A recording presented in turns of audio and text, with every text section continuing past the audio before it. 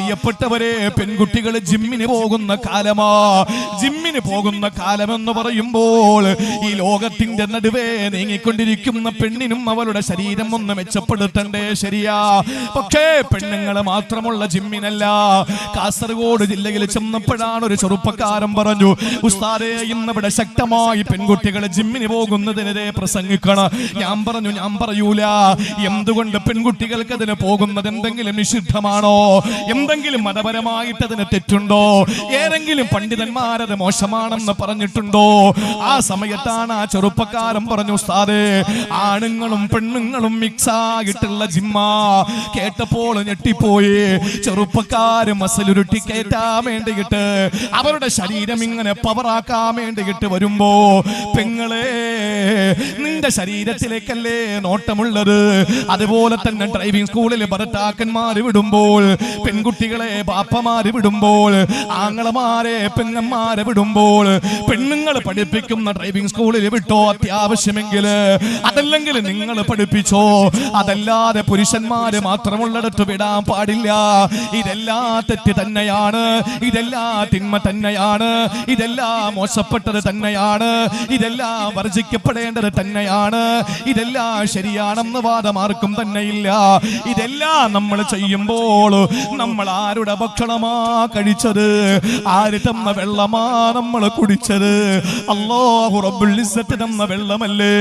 എത്രയോ ആളുകളാണ് പ്രിയപ്പെട്ടവര് വായിലൂടെ വെള്ളം കുടിക്കാൻ കഴിയാത്തതിന്റെ പേരില് തൊണ്ടയിൽ ട്യൂബിട്ടിട്ട് കഴിക്കുന്നത്, കഴുത്തിൽ ട്യൂബിട്ടിട്ട് ഭക്ഷണം കഴിക്കുന്നത്, ജ്യൂസാക്കി കൊടുക്കുന്നത്.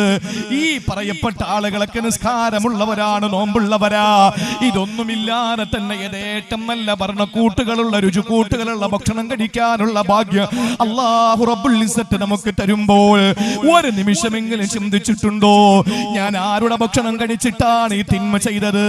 ഈ ശരീരത്തിന് വന്ന എനർജി ആര് തന്ന ഭക്ഷണം കഴിച്ചിട്ടാണ്?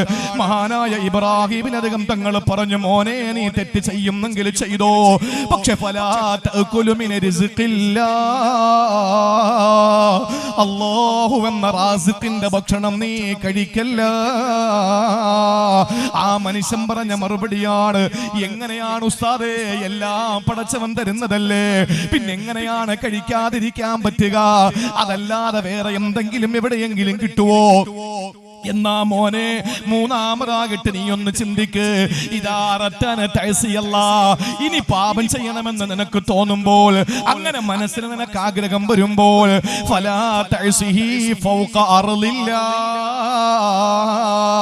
അള്ളാന്റെ ഭൗമോപരിതലത്തിന്റെ വിരിമാറിലിരുന്ന് തെറ്റ് ചെയ്യല്ലേ. ഈ പടച്ചോന്റെ ഭൂമിയിൽ നിന്ന് മാറിയിട്ട് വേറെ ഏതെങ്കിലും പ്രൈവറ്റ് പ്രോപ്പർട്ടിയിൽ പോയി നീ ഇരുന്ന് ചെയ്യണേ.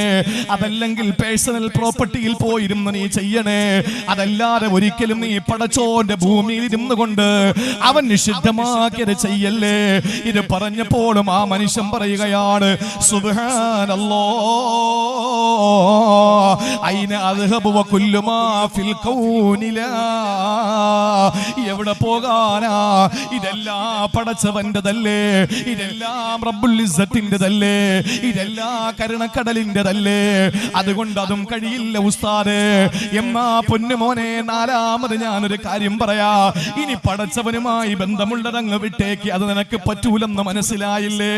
എന്നാ ഞാൻ നാലാമതായിട്ടൊന്ന് പറയട്ടെ. നീ തെറ്റൊക്കെ ചെയ്തോ, അള്ളാന്റെ ഭൂമിയുടെ മുകളില് അവൻ തരുന്ന ഭക്ഷണം കഴിച്ച് അവൻ കാണുന്ന സ്ഥലത്തിരുന്ന് നീ തെറ്റ് ചെയ്തോ, ഈ ചിന്തകളൊക്കെ നിന്റെ ഭാഗത്ത് നിന്ന് പൊയ്ക്കോട്ടെ. പക്ഷെ ഒരു കാര്യം ഞാൻ പറയാ, ഇദാ ഖറഅത ദുനൂബക ഫീ സഹീഫതിക, നിന്റെ കർമ്മ പുസ്തകമുണ്ടല്ലോ, നിന്റെ ജീവിതത്തിന്റെ റെക്കോർഡ്സ് പുസ്തകമുണ്ടല്ലോ, നിന്റെ ജീവിതത്തിന്റെ കുറ്റപത്രമുണ്ടല്ലോ, ഇത് നാളെ നിനക്ക് തരുന്ന ഒരു ദിവസമുണ്ട്. ലാ യുഗാദിറു സഗീറതൻ വലാ കബീറതൻ ഇല്ലാ അഹ്സാഹാ. ചെറുതും വലുതുമായ ഒന്നും അല്ലാഹു വിടൂല. ഒരു ചെറിയ ചിന്ത മനസ്സിൽ വന്നാലും അതിനകത്ത് റെക്കോർഡാ. CCTV ക്യാമറ നമ്മൾ ഭയക്കുമല്ലോ.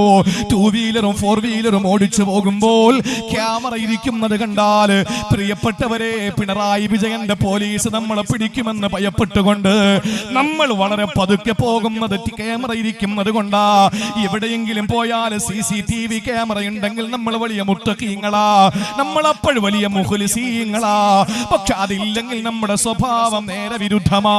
പക്ഷേ പ്രിയപ്പെട്ടവരെ, എല്ലാം രേഖപ്പെടുത്തുന്ന ഒരു CCTV ക്യാമറയുണ്ട്. ആ ക്യാമറയാണ് നമ്മുടെ ജീവിതത്തിന്റെ റെക്കോർഡ് പുസ്തകം. ഡയറി കുറിപ്പ് എഴുതുന്നത് പോലെയല്ല. 2023 ഫെബ്രുവരി മാസം 13-ാം തീയതി ഞാൻ ഇന്നത് ചെയ്തു, ഇത്ര മണിക്ക് ഇന്ന സംഭവം ഉണ്ടായെന്ന് നീ എഴുതുന്നത് പോലെയല്ല. ഉറക്കത്തിലേ കാണുന്ന സ്വപ്നം പോലും രേഖപ്പെടുത്തപ്പെടുകയാ. നിന്റെ അബോധാവസ്ഥയിലുള്ള ചിന്തകൾ പോലും എഴുതപ്പെടുകയാ. നിന്റെ ഞരക്കം പോലും രേഖപ്പെടുത്തപ്പെടുകയാ. ഇതെല്ലാം രേഖപ്പെടുത്തപ്പെടുന്ന കർമ്മപുസ്തകം നിന്റെ കയ്യിൽ കിട്ടുമ്പോൾ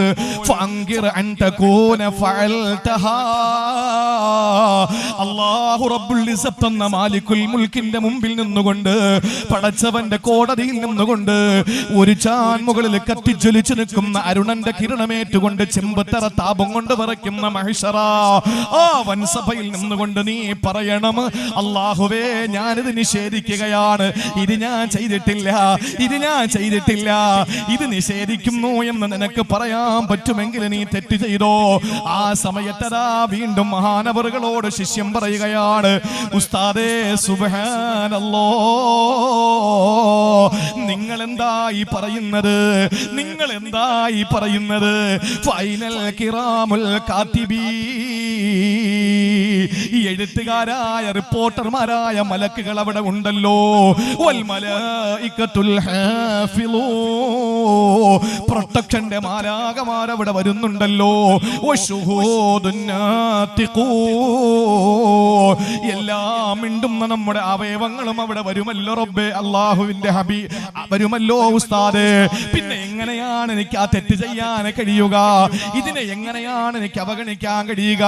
ഉസ്താദ് പറഞ്ഞ കഴിയൂലല്ലോ. എന്നാൽ ഞാൻ ഇനി അഞ്ചാമതൊരു കാര്യം കൂടി പറഞ്ഞു തരാ, അത് കേട്ടിട്ട് നീ തീരുമാനിച്ചോ തെറ്റ് ചെയ്യണമെന്ന്. നിനക്ക് റബ്ബിനോട് തെറ്റ് ചെയ്യണമെന്ന് കൊതിയുണ്ടാകുമ്പോൾ നീ ചെയ്തോ മോനെ, എന്ത് വേണോ നിനക്ക് ചെയ്യാ. പിന്നെ നിന്റെ അടുത്ത് മലായിക്കത്തുകൾ വരുന്ന ദിവസമുണ്ട്. എന്തിനാണ് അവർ വരുന്നത്? നിന്നെ നരകത്തിലേക്ക് വലിച്ചുകൊണ്ട് പോകാനാ. ഏത് മലക്കുകളാണ് വരുന്നതെന്നറിയോ?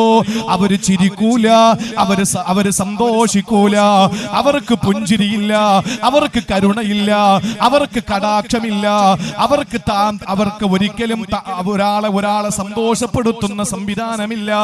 അല്ലാഹ് പറഞ്ഞത് അലൈഹാ മലായികത്തുൻ ഗിലാദുൻ ശിദാദ്, മല്ലന്മാരാണ്, മല്ലന്മാരാണ്, കഠിന ഹൃദയരാണ്.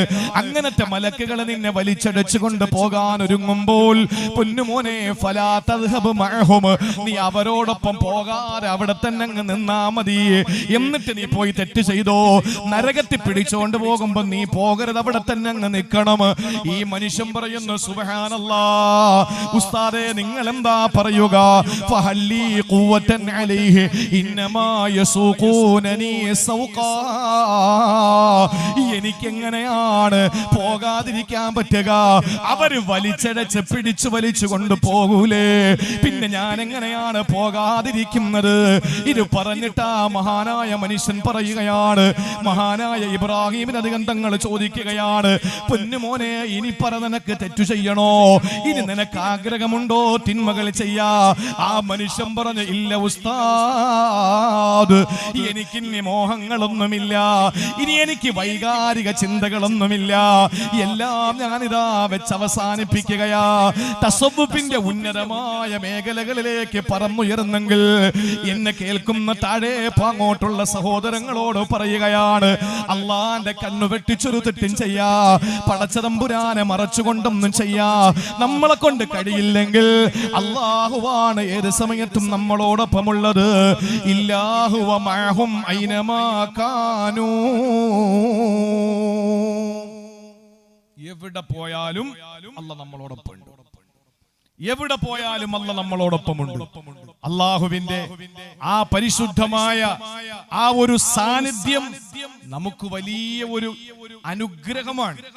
പക്ഷേ അത് തിന്മ ചെയ്തിട്ട് അല്ലാഹു റബ്ബുൽ ഇസ്സത്ത് കാണുന്നു എന്ന ഒരു ബോധമുണ്ടായിട്ടും തിന്മ ചെയ്യുന്ന ഒരു തലത്തിലേക്ക് നമ്മൾ എത്തിച്ചേരുക എന്നുള്ളത് വളരെ ഗുരുതരമായ വീഴ്ചയാണ്. അല്ലാഹു റബ്ബുൽ ഇസ്സത്ത് അതിൽ നിന്ന് കാത്തുരക്ഷിച്ച് അവനു വേണ്ടി ജീവിതം സമർപ്പിക്കാനുള്ള മഹാസൗഭാഗ്യം അല്ലാഹു നൽകി അനുഗ്രഹിക്കുമാറാവട്ടെ. പ്രിയപ്പെട്ടവരെ, ആ വിഷയം ഞാൻ അവസാനിപ്പിക്കുകയാണ്. ഇനി രണ്ടാമതൊരാൾ, അതാരാ? ഈ അള്ളാന്റെ വിഷയത്തിൽ നമുക്ക് ആർക്കും സംശയമില്ല, എവിടെ പോയാലും പടച്ചോൻ കൂടെ ഉണ്ട്. എന്നാൽ ഇനി നമ്മളെ കൂടെ എപ്പോഴും ഉള്ള വേറൊന്നുണ്ട്. എന്താണെന്നറിയോ? നമ്മളെ കൂടെ ഏത് സമയത്തും എവിടെയുണ്ടാവും. നിങ്ങൾ ഇന്ന സ്ഥലത്ത് ഉണ്ടോ എന്ന് ചോദിച്ചാൽ എന്റെ അറിവ്, ഞാൻ എന്റെ ഉസ്താദുമാര് പഠിപ്പിച്ചു തന്നത്, ഞാൻ മനസ്സിലാക്കിയത് ഞാൻ മറുപടി തരും. എനിക്കറിവില്ല, ഞാനൊരു ജാഹിലാണ്, ഞാനൊരു അജ്വഫാണ്. അത് നിങ്ങൾ പറയും, ഓ എന്തൊരു വിനയത്തിന്റെ പറച്ചിൽ. അതൊന്നുമല്ല. നിങ്ങളെക്കാലം എന്നെ പറ്റി എനിക്ക് അറിയുന്നത് കൊണ്ട് ഞാൻ പറയാൻ. എന്റെ ഉസ്താദുമാർ എന്നെ പഠിപ്പിക്കുന്നതും, ഞാനൊരു പ്രസംഗത്തിന് പോകുമ്പോ കൃത്യമായി ഉസ്താദുമാരോട് ചോദിച്ചിട്ട് ഇന്ന വിഷയം പറയണമെന്ന് പറയുമ്പോ അവരൊക്കെ പറഞ്ഞു തരുന്നതാ ഞാൻ പറയുന്നത്. അതുകൊണ്ട് ഞാൻ പറയാണ്, ഈ ശൈത്താൻ എന്ന് പറയുന്ന രണ്ടാമത്തെ സംഗതി, ഒന്നല്ല, രണ്ടാമത്തേത് ശൈത്താൻ. ശൈത്താൻ വരാത്തൊരു സ്ഥലം, ഇന്ന സ്ഥലത്ത് വരുമെന്ന് ചോദിച്ചാൽ കൃത്യമായിട്ട് അവിടെ ശൈത്താൻ വരും. അതിന് വ്യക്തമായ ഹദീസുകൾ നമ്മുടെ മുമ്പിലുണ്ട്. ശൈത്താൻ വരാത്ത സ്ഥലം ഒന്നുമില്ല. രണ്ടാമത്തേത് ശൈത്താനാണ്. അല്ലാഹു ആ ശപിക്കപ്പെട്ട പിശാചിൽ നിന്ന് കാവല് തേടി അല്ലാഹുവിലേക്ക് കൂടുതൽ അടുക്കാൻ അല്ലാഹു നമുക്ക് തൗഫീക്ക് നൽകി അനുഗ്രഹിക്കുമാറാവട്ടെ. വിശുദ്ധ ഖുർആൻ സൂറത്തുൽ അഅറാഫിലെ 17ാമത്തെ ആയത്ത്, സൂറത്തുൽ അഅറാഫിലെ 17ാമത്തെ ആയത്തിൽ അല്ലാഹു നമ്മെ പഠിപ്പിച്ചു, ശൈത്താൻ ഇബ്ലീസ് നമ്മളെ കൂടെ എല്ലാ സ്ഥലങ്ങളിലും വരും, ഒരു സ്ഥലത്തും ഒഴിവാവൂല. നമ്മൾ കരുതുന്നത് എന്താ? നമ്മൾ കരുതുന്നത് പള്ളിയിൽ വരും, പള്ളിക്കകത്ത് ഒന്നാം സഫിലുണ്ടാവും. അങ്ങനെ വരുന്ന ശൈത്താന്റെ പേരാണ് ഖൻസബ്, യുഖാലു ലഹു ഖൻസബ്. നിസ്കാരത്തിന്റെ സഫിൽ വരുന്ന ശൈത്താന്റെ പേരേതാ? ഖൻസബ്. ഹൗലിന്റെ ഭാഗത്ത് ശൈത്താൻ വരും, ഹൗലിന്റെ ഭാഗത്ത്. ആ ശൈത്താന്റെ പേരേതാ? യുഖാലു ലഹാ വലഹാൻ. അവന്റെ പേര് വലഹാൻ എന്നാ. അത് തന്നെ ബാത്റൂമിലും കയറും, ടോയ്ലറ്റിലല്ല, ബാത്റൂമില്. ചില പെണ്ണുങ്ങൾക്ക് എത്ര കുളിച്ചാലും വസുവാസ് മാറൂല. 2 ടാങ്കിലെ വെള്ളം കുളിച്ചാലും ഭർത്താക്കന്മാര് പരാതി പറയും, ഉസ്താദ് ദുആരക്കണം ഭാര്യയുടെ വസുവാസ് മാറാൻ.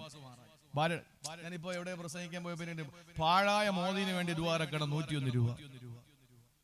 യഥാർത്ഥത്തിൽ പാവപ്പെട്ട എഴുതി കൊടുത്ത പഴയ മോദിന് വേണ്ടി ദുആരക്കാനാ.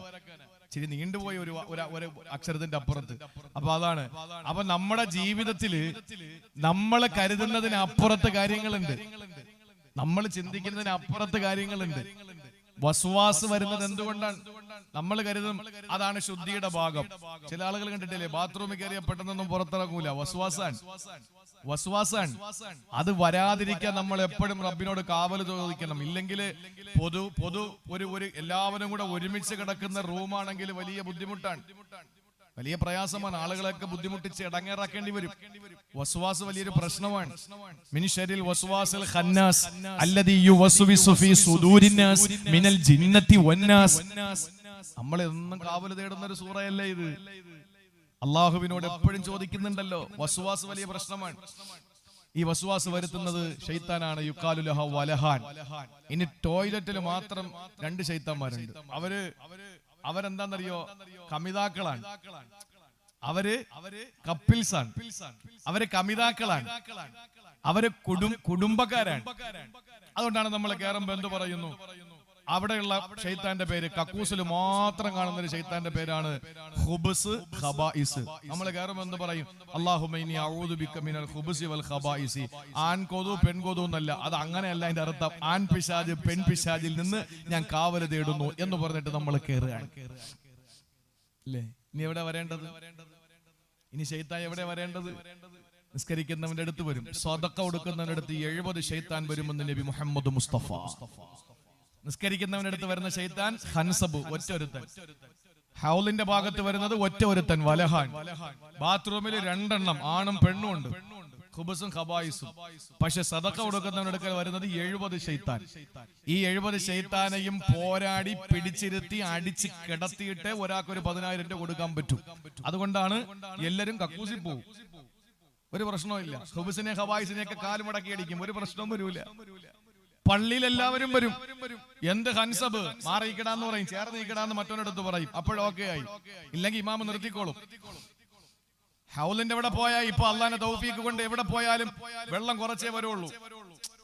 നമുക്ക് ഞാനിപ്പോ ഒരു കാര്യം നമ്മൾ മനസ്സിലാക്കാനുള്ളത്, ചില ആളുകൾ പള്ളിയിൽ വന്നാലുണ്ടല്ലോ, വീട്ടിലാണെങ്കിൽ ഇങ്ങനെ ബക്കറ്റിൽ കൈയിട്ടിട്ട് ഇങ്ങനെ തുടച്ചെടുക്കുക ചെയ്യുന്നത്. കാരണം വെള്ളം പോവും. പള്ളിയിൽ വന്നു കഴിഞ്ഞാൽ കാലെല്ലാം കൂടെ ഉയർത്തി വെച്ചിട്ട് ഈ ടാപ്പ് അങ്ങോട്ട് തുറന്നു വിട്ടിട്ടായിരിക്കും ഫോൺ വരുന്നത്. ഈ ഫോൺ സംസാരിച്ചുകൊണ്ട് നിൽക്കുമ്പോ മുട്ടുമുതൽ താഴെ വരെ ഇങ്ങനെ കഴിയും. പോന്നേ പോട്ട്, പടച്ചോന്റെ വെള്ളമല്ലേ, പൊക്കോട്ടെ, ഇവിടെ ആർക്കാ ഛേദം, ഒരു സൂക്ഷ്മതയില്ല. എയർപോർട്ടിൽ പോയി കഴിഞ്ഞാൽ ടിഷ്യൂ എടുക്കുന്നുണ്ട് ചില ആളുകൾ. വലിയ വലിയ ഹോട്ടലുകളിലൊക്കെ പോയാൽ ടിഷ്യൂ എടുക്കുന്നത് രാവിലെ പശുവിനെ കറക്കും പോലെയാണ്, ഇങ്ങനെ ഒരു പിടിയാണ്. എന്നാൽ ഇയാള് തന്നെ ഹോട്ടൽ നടത്തുകയാണ്. ഈ ഹോട്ടൽ നടത്തുന്ന ഇദ്ദേഹം കൈ കഴുകിയിട്ട് ആരെങ്കിലും വന്നാലോ ഒരെണ്ണം എടുത്തിട്ട് ഇങ്ങനെ കുറയും. 100 കുടച്ചിലാ കുടയുന്നത്, ഇതിനകത്ത് ഒരെണ്ണം ഒട്ടിയിരിക്കണമെന്നറിയാൻ വേണ്ടിയിട്ട്. ഇപ്പൊ വലിയ വലിയ മാളുകളിൽ പോയാൽ കാണാം, കൈ കഴുകിയിട്ട് ഒരു സാധനത്തിൽ ഇങ്ങനെ വെച്ചിട്ട് എന്ത് ചെയ്യും, ഹീറ്റർ അവിടെ വെച്ച് കൈ ഉണക്കാൻ വേണ്ടിയിട്ടാണ്. ജീവിതത്തിൽ കൈ കഴുകാത്തവന്മാരും ജീവിതത്തിൽ ഇന്ന് വരെ വീട്ടിലൊക്കെ കുളിച്ചാൽ ആ നനവോടുകൂടി കുപ്പായം എടുത്തിടുന്നവനും മാളിലും എയർപോർട്ടിലൊക്കെ വരുമ്പോ അവൻ ശരി കൈ കഴുകി അതിൽ വെച്ച് ഉണക്കിയിട്ടേ പോവുള്ളൂ. ഒരു സെറ്റപ്പ്. ആ ഒരു രീതിയിൽ നമ്മൾ മനസ്സിലാക്കണം, ശൈത്താൻ ഒരു സദഖ കൊടുക്കുന്നവന്റെ അടുക്കൽ വരുന്നത് 70 എണ്ണം ഒരുമിച്ച് വന്ന് അവന്റെ ജീവിതത്തിൽ 70 ശൈത്താനോടും മൽപ്പിടുത്തം നടത്തി അവരെ പരാജയപ്പെടുത്തിയാൽ മാത്രമേ ഒരു കുട്ടിയുടെ ഒരു വർഷത്തെ ചെലവേറ്റെടുക്കാൻ പറ്റുള്ളൂ. നമ്മൾ തീരുമാനിക്ക് 70 എണ്ണത്തിന് അടിച്ചു കിടത്തിയവരാണോ നമ്മൾ, അതെ 70 എണ്ണം കൂടെ നമ്മളെ തലയിൽ കയറി ഇരുന്നിട്ട് നമ്മളെ അടിച്ചു കിടത്തി ഒന്ന് ഓരോരുത്തർ ചിന്തിച്ചാൽ മതി. അള്ളാഹു മനസ്സിലാക്കാനുള്ള തൗഫീഖ് തരട്ടെ. ശൈത്താൻ വരാത്ത ഒരു സ്ഥലവുമില്ല, ഏത് സ്ഥലത്തും നമ്മളോടൊപ്പമുണ്ട്. അത് ഞാനല്ല പറയുന്നത്, അല്ല തന്നെ പറയട്ടെ. ثم لآتينهم من بين أيديهم ومن خلفهم وعن أيمانهم وعن شمائلهم ولا تجد أكثرهم شاكرين. സൂറത്തുൽ അറാഫിലൂടെ അല്ലാഹ് പറയുകയാ, ثم لآتينهم. ഇവിടെ ഇരിക്കുന്ന പ്രിയപ്പെട്ട പണ്ഡിതന്മാരുണ്ട്, താഴെ പാങ്ങോടുകാര് അല്പം മതബോധത്തില് മുൻപന്തിയിലാണ്, അല്പമല്ല ബഹുദൂരം മുന്നില. അതുകൊണ്ടറിയാം അള്ളാഹുവിനിവിടെ പറയേണ്ടത് ആതീഹിം എന്ന് പറഞ്ഞാ മതിയല്ലോ. ഞാൻ അവരുടെ അടുക്കൽ വരുമെന്ന് പിശാചിന്റെ വാക്കിനെ ഹിക്കായത്ത് ചെയ്താ മതി. പക്ഷെ ഇവിടെ പറഞ്ഞ വാക്കെന്താ? ആദ്യത്തെ ഒരക്ഷരം ല, പിന്നെ ഇതിന്റെ നൂന് കടത്തി എന്ന് പറഞ്ഞാൽ അതിനർത്ഥം നിശ്ചയം, നിസ്സംശയം എന്ന അർത്ഥമാണ്. 2 അക്ഷരങ്ങളെ കടത്തി കൂട്ടിയിട്ട് അതിനെ മസ്റ്റാക്കി ഉറപ്പാക്കിയിട്ട് പറയുകയാണ്, നിശ്ചയം നിസ്സംശയം ഞാൻ അവരുടെ അടുക്കൽ ചെല്ലും. എവിടെയാ? മിൻ ബൈനി ഐദീഹിം, അവരുടെ മുന്നിലൂടെ, വമിൻ ഖൽഫിഹിം, അവരുടെ പിന്നിലൂടെ, വഅൻ ഐമാനിഹിം, അവരുടെ വലതുഭാഗത്തിലൂടെ, വഅൻ ശമാഇലിഹിം, അവരുടെ ഇടതുഭാഗത്തിലൂടെ. വലാ തജിദു അക്സറഹും ശാകിരീൻ. ഒറ്റ ഒരുത്തനെയും അല്ലാഹുവിന് നന്ദിയുള്ളവനാക്കാൻ ഞാൻ സമ്മതിക്കൂല, അല്ലാഹുവിന് നന്ദിയുള്ളവനാകാൻ ഞാൻ അനുവദിക്കൂല. എല്ലാത്തിനെയും ഞാൻ പിടികൂടുക തന്നെ ചെയ്യുന്നതാ. ഇത് സൂറത്തുൽ അറാഫിൽ അല്ലാഹ് പറയുമ്പോ നേരത്തെ ഞാൻ പറഞ്ഞല്ലോ, മഹാനായ ഇബ്രാഹിം അദ്ഹം റളിയല്ലാഹു അൻഹുവിന്റെ പ്രിയപ്പെട്ട ശിഷ്യനെ ആരാണ്? മഹാനായ ശഖീഖുൽ ബൽഖ് റളിയല്ലാഹു അൻഹു. ആരാണ് മോശക്കാരനോ? ഹാത്തമുൽ അസം റളിയല്ലാഹു അൻഹുവിനെ വാർത്തെടുത്ത് സമുദായത്തിന് സമ്മാനിച്ച മഹാനവറുകളാ. ഹാത്തമുൽ അസമ്മിനെ പോലുള്ള വലിയ മഹാവ്യക്തി പ്രഭാവങ്ങളെ പ്രോജ്വലിക്കുന്ന ഇസ്ലാമിന്റെ നായകന്മാരെ ലോകത്തിന് സമ്മാനിച്ച ശഖീഖുൽ ബൽഖ് റളിയല്ലാഹു അൻഹു പറയുകയാണ്, മാമിൻ സബാഹിൻ ഇല്ലാ വയതീനി ശൈത്താന മിനൽ ജിഹാത്തിൽ അർബഈ. 4 വശത്തൂടെയും ഓരോ പ്രഭാതത്തിലും ശൈത്താൻ എൻ്റെ അടുത്ത് വരുവാറുണ്ട്. ആത്തമുൽ അസമിന്റെ ഉസ്താദ് ഷഖീഖുൽ ബൽഖി എന്ന ഇബ്രാഹിം അദ്ഹമിന്റെ ശിഷ്യൻ റളിയല്ലാഹു അൻഹു അവര് പറയാണ്, എന്റെ അടുത്ത് 4 വശത്തൂടെയും ശൈത്താൻ ഓരോ സുപ്രഭാതത്തിലും വരും. അപ്പൊ നമ്മളെ കാര്യം പറയണോ? ആത്തമുള്ള ഇപ്പോ പുലിപ്പാറ ഉസ്താദിനെ സംബന്ധിച്ചിടത്തോളം ഉസ്താദിന്റെ ജ്യേഷ്ഠന്റെ മകളുടെ കല്യാണം അല്ലേ? കല്യാണം വലിയ ഒരു പണ്ഡിതനാണ്. അല്ലാഹു റബ്ബുൽ ഇസ്സത്ത് ആഫിയത്തുള്ള ദീർഘായുസ് നൽകി അനുഗ്രഹിക്കുമാറാവട്ടെ. ഇരിക്കുന്ന ഉസ്താദുമാരൊക്കെ, ഉസ്താദിനെ ഞാൻ കേട്ടിട്ടുണ്ട്, ഇപ്പോഴാണ് കാണുന്നത്. അല്ലാഹു ആഫിയത്തുള്ള ദീർഘായുസ് കൊടുക്കട്ടെ. അവരുടെയൊക്കെ തണലും അവരൊക്കെ നമ്മളെ നമ്മളെ കാണുമ്പോൾ നമ്മുടെ നാസിഹീങ്ങളും മുഹിബ്ബീങ്ങളും നമ്മുടെ പ്രിയപ്പെട്ട ഉസ്താദുമാരൊക്കെ ഇന്നത് പ്രസംഗിക്കരുത്, ഇന്നത് പ്രസംഗിക്കണം, ഇന്നത് അബദ്ധമാണ് എന്നൊക്കെ പറഞ്ഞ് നമ്മളെ ഉപദേശിക്കുന്നത് കൊണ്ടാണ് നമുക്കൊരു പിടിവള്ളി ഉള്ളത്. അൽഹംദുലില്ലാ, അത് മരിക്കുന്നത് വരെ അവരുടെയൊക്കെ സ്നേഹവും ഗുരുത്വവും പൊരുത്തവും ഒക്കെ നേടി അദബുള്ള, അഹങ്കാരമില്ലാത്ത, വിനയമുള്ള പണ്ഡിതന്മാരിൽ അല്ലാഹു നാം ഏവരെയും ഉൾപ്പെടുത്തി അനുഗ്രഹിക്കുമാറാവട്ടെ. അബ്ദുൽ ഹക്കീം ഉസ്താദ് അദ്ദേഹം ഒരു വലിയൊരു മുബത്തല, പരീക്ഷിക്കപ്പെട്ട ഒരു വലിയ മഹാമനുഷ്യനാണ്. അള്ളാഹു പിടിച്ചു നിൽക്കാനുള്ള കരുത്ത് കൊടുത്തു. ഞാൻ ഓർക്കുകയാണ് അദ്ദേഹത്തിന്റെ ഞാൻ എന്റെ ഉമ്മ ക്യാൻസർ രോഗം പിടിപെട്ട് ആശുപത്രിയിൽ കഴിയുമ്പോൾ അതിനു മുമ്പ് എന്റെ പ്രിയപ്പെട്ട ഒരു സുഹൃത്ത്, അദ്ദേഹം ക്യാൻസർ രോഗം പിടിപെട്ട് എന്റെ സതീർത്ഥ്യനായ ജാമിയ മന്നാനിയ സർവകലാശാലയിൽ എന്നോടൊപ്പം പഠിച്ച ഒരു മതപണ്ഡിതൻ ഈ അസുഖം പിടിപെട്ട് കിടക്കുമ്പോൾ അദ്ദേഹം മരണപ്പെട്ടു പോയി. അള്ളാഹു ഖബർ വിശാലമാക്കി കൊടുക്കട്ടെ. അപ്പോ ആ സമയത്തൊക്കെയും ബഹുമാനപ്പെട്ട അബ്ദുൽ ഹക്കീം ഉസ്താദ് അവിടെ ഉണ്ട്. അപ്പോഴൊക്കെയും തന്റെ പ്രിയതമ ആ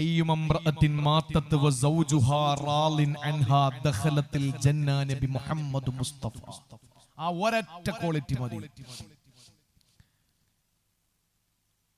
രോഗം കഠിനമാകുന്ന ഒരവസ്ഥയിൽ ബഹുമാനപ്പെട്ട എന്റെ അഭിവന്ദനായ ഗുരുവര്യർ പാങ്ങോട് മന്നാനിയ അറബി കോളേജിന്റെ പ്രിൻസിപ്പൾ ആയിരിക്കുമ്പോൾ ഏതാനും മാസങ്ങൾക്ക് മുമ്പ് വരെയും ഉണ്ടായിരുന്നു. ഞാൻ അവിടെ ഉസ്താദിനെ കാണാൻ വേണ്ടിയിട്ട് തിരികെ പോകുമ്പോ ഒരു ശനിയാഴ്ച ദിവസം ഉസ്താദിന്റെ വീട്ടിൽ കയറി. അപ്പൊ ഞാൻ ഉസ്താദിനെ വേറൊരു ആവശ്യത്തിന് വേണ്ടി വിളിച്ച് കയറുന്ന സമയത്ത് സുഖമില്ലാതെ വേദനിച്ച് ഒരു ബെഡിൽ കിടക്കുന്ന പ്രിയപ്പെട്ട സഹോദരി എഴുന്നേറ്റ് ഭക്ഷണം ഉണ്ടാക്കി എന്നെ കഴിപ്പിച്ചിട്ടാണ് വിട്ടത്. പിന്നീട് ഞാൻ ഇവിടെ ഉംറയ്ക്ക് പോകുമ്പോ സമയത്താണ് ബഹുമാനപ്പെട്ട ഉസ്താദിന്റെ ഭാര്യയുടെ വിയോഗം അറിയുന്നത്. അവിടെ ഉണ്ടായിരുന്ന വിശ്വാസികളെ പരമാവധി കൂട്ടിയിട്ട് മയ്യത്ത് നിസ്കാരം അവിടെ വെച്ച് നിർവഹിക്കാൻ കഴിഞ്ഞു. അതിൽ ഞാൻ കൃതാർത്ഥനാണ്. അല്ലാഹു റബ്ബുൽ ഇസ്സത്ത് ആ പ്രിയപ്പെട്ട സഹോദരിയുടെ ഖബറിടം വിശാലമാക്കി കൊടുക്കട്ടെ. സ്വർഗ്ഗത്തിൽ അല്ലാഹു തആല അവരെ ദമ്പതിമാരാക്കി ഇവിടെ നഷ്ടപ്പെട്ടു പോയ ജീവിതത്തിന്റെ പകുതി അല്ലാഹു അവിടെ പകരം കൊടുത്ത് അല്ലാഹു ഉന്നതമായ പദവികൾ നൽകി അല്ലാഹു അനുഗ്രഹിക്കുമാറാവട്ടെ. ഇപ്പം അദ്ദേഹം പാങ്ങോട് മന്നാനിയ അറബി കോളേജിലാണ്. അൽഹംദുലില്ലാ, ഒരു പുതിയ ന്യൂ അപ്ഡേഷൻ, ഒരു പുതിയ ഉണർവോടുകൂടി സടകുടഞ്ഞെഴുന്നേറ്റ് ജാമിയ മന്നാനിയ പാങ്ങോട് ഉസ്താദിന്റെ നേതൃത്വത്തിൽ നമുക്ക് ഇൻഷാ അല്ലാഹ് പഠിക്കാനുള്ളവരെയൊക്കെ അങ്ങോട്ട് വിട്ട് അടുത്താണല്ലോ. അപ്പൊ അതൊക്കെ നമ്മൾ ഇൻഷാ അല്ലാഹ് മതപരമായ വിഷയത്തിൽ നമ്മൾ എല്ലാവരും പരസ്പരം സഹായിക്കുകയും പരസ്പരം വസിയത്ത് ചെയ്യുകയും ഒക്കെ ചെയ്ത് മക്കളെയൊക്കെ ഒന്ന് വിട്ട് അതൊക്കെ ഒന്ന് മെച്ചപ്പെടുത്തണം. നല്ല നിലയിൽ അൽഹംദുലില്ലാ അതിന്റെ വിജയത്തിലേക്ക് അത് എത്തിക്കൊണ്ടിരിക്കാൻ, അതിന്റെ പടവുകൾ കയറിക്കൊണ്ടിരിക്കുകയാണ്. അല്ലാഹു റബ്ബുൽ ഇസ്സത്ത് അതിന് പ്രവർത്തിച്ചവർ സഹായിച്ചവർക്കൊക്കെ അർഹമായ പ്രതിഫലം നൽകി അനുഗ്രഹിക്കുമാറാവട്ടെ. പ്രിയപ്പെട്ട സഹോദരങ്ങളെ, ഒരു ഉസ്താദിനെ സംബന്ധിച്ചിടത്തോളം അദ്ദേഹത്തിന്റെ മഹത്വം അറിയണമെങ്കിൽ തന്റെ ശിഷ്യന്റെ മഹത്വം അറിഞ്ഞാൽ മതി. ഷഖീഖുൽ ബൽഖി ആരാന്നൊന്നും പറഞ്ഞു കൊടുക്കേണ്ട കാര്യമില്ല. എന്റെ ശിഷ്യനാണ് ഹാത്തമുൽ അസം, അത് മതി. ആ ഒരൊറ്റ ക്വാളിറ്റി മതി. ചരിത്രങ്ങൾ പറയാൻ നിന്നാൽ ഒരുപാട്. ഹാത്തമുൽ അസം എന്ന് പറഞ്ഞാൽ ബദിരനായ ഹാത്തം എന്നാണ്, പൊട്ടനായ ഹാത്തം പച്ച മലയാളത്തിൽ പറഞ്ഞാൽ. അദ്ദേഹത്തിന് വേറൊരു പേരുണ്ട്, ഹാത്തമുൽ അഅമ, അന്ധനായ ഹാത്തം എന്ന് പേരുണ്ട്. എന്താ ഈ പേര്? കണ്ണ് കണ്ടുകൂടാത്ത, ചെവിട് കേട്ടുകൂടാത്ത ആണോ? അദ്ദേഹത്തെ പോലെ കാഴ്ചയുള്ള ദുനിയാവിൽ വേറെ ആരെങ്കിലും ഉണ്ടായിരുന്നോ? അദ്ദേഹത്തെ പോലെ കാത് കേൾക്കാൻ പറ്റുന്ന ആരെങ്കിലും ഉണ്ടായിരുന്നോ? ഇല്ല. പക്ഷെ ആ പേര് വന്ന കാരണം എന്താ? ഹറാമ് കേട്ടിട്ടില്ല, ഹറാമ് കണ്ടിട്ടില്ല, അതുകൊണ്ട് അദ്ദേഹത്തിന് ആ പേര് വന്നു. ഒരിക്കലും റോഡിന്റെ ഇപ്പുറത്ത് നിൽക്കുന്ന, അപ്പുറത്ത് കുറച്ച് പെണ്ണുങ്ങളാണ്. പോകാൻ അതുവഴി പോയാൽ പെൺകുട്ടികളെ കാണേണ്ടി വരും. അതുകൊണ്ട് മൂപ്പർ എന്ത് ചെയ്തു? കണ്ണ് കണ്ടുകൂടാത്ത ഒരാളിനെ പോലെ ഇങ്ങനെ തപ്പി തടയാൻ തുടങ്ങിയെന്നാണ്. ചെറുപ്പക്കാര് കുറച്ച് വന്നിട്ട് അവര് ഈ അങ്ങനെയുള്ള ഉത്സാഹമുള്ളവരാണല്ലോ ചെറുപ്പക്കാര്. ഒന്ന് ഈ മനുഷ്യനെ പിടിച്ചിട്ട് ഹാത്തമുള്ള സമ്മതങ്ങളെ പിടിച്ചിട്ട് ഇങ്ങനെ നടത്തി ഇങ്ങനെ റോഡ് മുറിച്ചപ്പുറത്ത് കൊണ്ട് ആക്കിയിട്ട് അവര് പറയാ, അല്ലാ എത്ര നല്ല ആരോഗ്യമുള്ള സുന്ദരനായ മനുഷ്യൻ, പക്ഷെ കണ്ണിന് കാഴ്ചയില്ലല്ലോ റബ്ബേ, ഞങ്ങളെ ആരെയും ഇതുപോലെ ആക്കല്ലേ അല്ലാ. ഹാത്തമുള്ള സമ്മതങ്ങൾ ഉള്ളുകൊണ്ട് ചിരിക്കുക. കാരണം എന്താ? അത് സ്വന്തം ഉസ്താദിന്റെ ഭാര്യയ്ക്ക് പോലും അറിഞ്ഞുകൂടാന്നാണ്. ഉസ്താദ് ശക്കീഖുൽ ബൽഖിയുടെ ഭാര്യയ്ക്ക് പോലും അറിയില്ല തന്റെ ശിഷ്യൻ ഹാത്തമുൽ അസ്സമിന് കണ്ണ് കാണാമെന്ന്. അത്രയും സൂക്ഷ്മതയോടെ ജീവിച്ച ആള്. ഒരിക്കലും വന്നപ്പോ ശക്കീഖുൽ ബൽഖി ഉസ്താദ് ബാത്റൂമിൽ കുളിക്കാൻ കതകിന് മുട്ടി. ആരാന്ന് വിളിച്ചു ചോദിച്ചു. ഭാര്യ വന്ന് അകത്ത് നിന്ന് നോക്കിയിട്ട് പറഞ്ഞു, നിങ്ങളുടെ കണ്ണ് കണ്ടുകൂടാത്ത ശിഷ്യനാ വന്നിരിക്കുന്നത് എന്ന്. അവർക്ക് പോലും അറിയില്ല ഇദ്ദേഹം കണ്ണ് കാണാൻ പറ്റുന്ന ആളാണ് എന്ന്. അത്രയും സൂക്ഷ്മതയോടെ ജീവിച്ച ഒരു ശിഷ്യ സമ്പത്തുള്ള ഒരു ഉസ്താദ്. ഒന്ന് ആലോചിച്ച് നോക്കി. അദ്ദേഹം പറയാണ്, എല്ലാ ദിവസവും രാവിലെ എന്റെ അടുത്ത് ശൈത്താൻ വരും. എങ്ങനെ? അൻ ഐമാനിഹിം വഅൻ ശമാഇലിഹിം മിൻ ബൈനി ഐദിഹിം വമിൻ ഖൽഫിഹിം. മുന്നിലും പിന്നിലും വലത്തും ഇടത്തും ഒക്കെ ശൈത്താൻ വന്ന് എന്റെ അടുത്ത് ഇങ്ങനെ നിൽക്കാറുണ്ട്.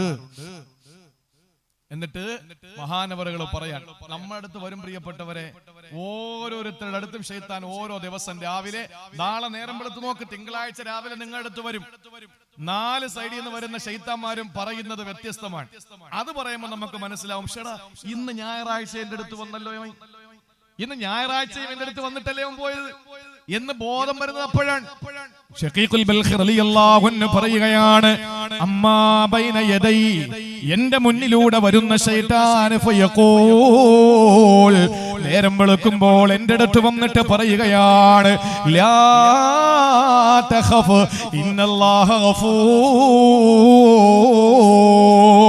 ഒന്നുകൊണ്ടും ഭയപ്പെടേണ്ട, ഒന്നുകൊണ്ടും പേടിക്കണ്ട, അല്ലാഹു നിങ്ങൾക്ക് പുറത്തു തരും, നിങ്ങൾ വിഷമിക്കണ്ട. ഇതാര് പറയുന്നതാണ്? ശൈത്താനാ പറയുന്നത്. ഒരു ഗ്ലാസ് കള്ളെടുത്ത് കയ്യിലേക്ക് വെക്കുമ്പോ നമ്മൾ പറയാറുണ്ടല്ലോ, ഓ ഇതൊക്കെ അല്ലാഹ് അങ്ങ് പുറത്തു തരുവടോ, ഇതൊക്കെ അല്ലാഹ് അങ്ങ് മാപ്പാക്കി തരുമെടാ. ഇതൊക്കെ നമ്മളല്ലേ പറയുന്നത്. ഒരു ചീത്ത വിളിച്ചു, ഒരു പരദൂഷണം പറഞ്ഞു, ഒരു ഏഷണി പറഞ്ഞു, നമ്മൾ പറയുന്നത് എന്താണ്? ഓ അതൊന്നും സാരമില്ല, ഇതൊക്കെ അല്ലാഹ് മാപ്പാക്കി തരുമെന്ന്.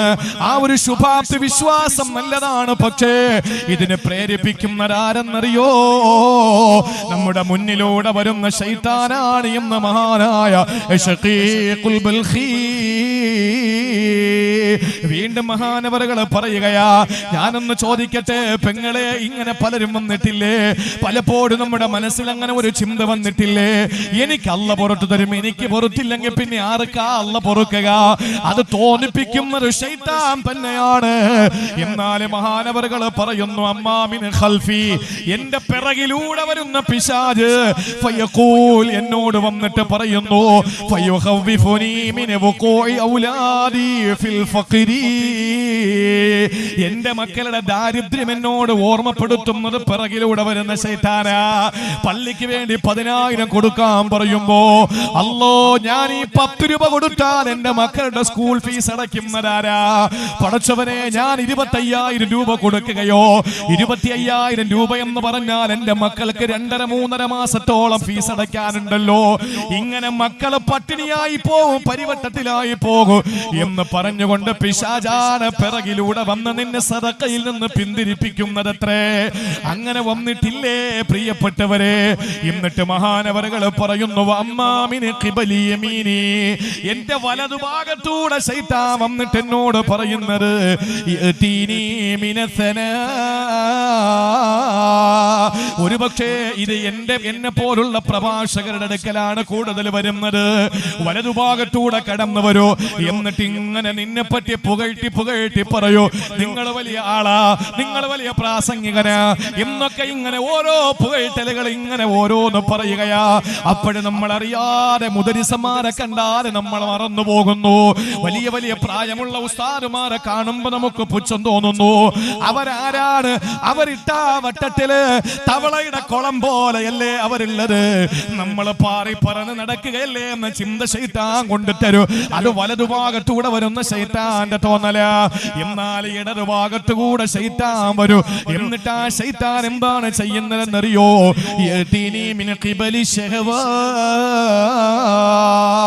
ശരീരത്തിന്റെ ആഗ്രഹങ്ങളെ, മോഹങ്ങളെ, ജഡികേച്ഛകളെ തോന്നിപ്പിക്കുന്നത് ഇടതുഭാഗത്തൂടെ വരുന്ന ശൈത്താനാണ്. അവിടെ പോകണം, ഇവിടെ പോകണം, അത് ചെയ്യണം, ഇത് ചെയ്യണം എന്നൊക്കെ തോന്നിക്കുന്നത് ഇടതുഭാഗത്തുകൂടെ വരുന്ന ശൈത്താനാണത്രേ.